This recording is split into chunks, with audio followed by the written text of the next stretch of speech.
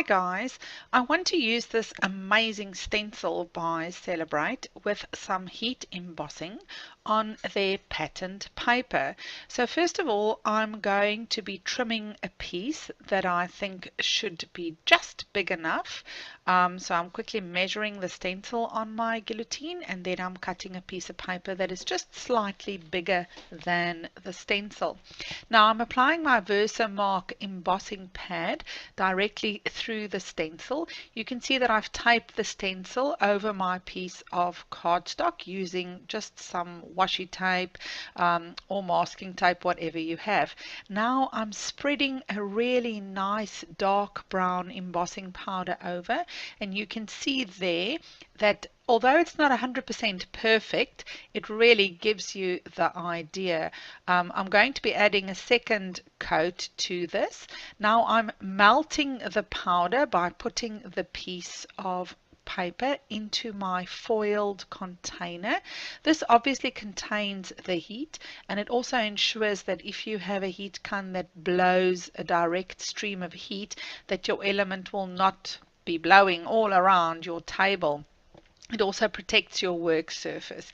Righto, so just give it a quick whiff around so that it can cool down. I'm applying my anti-static pad again to make 100% sure that the powder will only adhere to where I've applied my Versamark ink. As you can see, I'm positioning the stencil. You guys, if you don't get it 100% correct, it's not the end of the world. It'll just look like you have a shadow. You can see that I'm simply positioning the stencil in the areas that have been heat embossed, adhering it again to my craft sheet, and then I'm pressing the ink pad into the stencil to make sure that I get as much ink through the stencil as possible. It is a very detailed stencil, so the chances are very good that you might miss a little area, but honestly the overall effect will still be perfect. So I'm leaving the powder on for a few seconds just to make sure that I get really good coverage, and you can see there that that is exactly what I want with the second coat. Putting the powder back into the little container so that we don't get powder all over our work surface, and once again I'm going to melt the powder. The golden rule with heat embossing: the moment it is shiny, it is ready, then move on to the next section.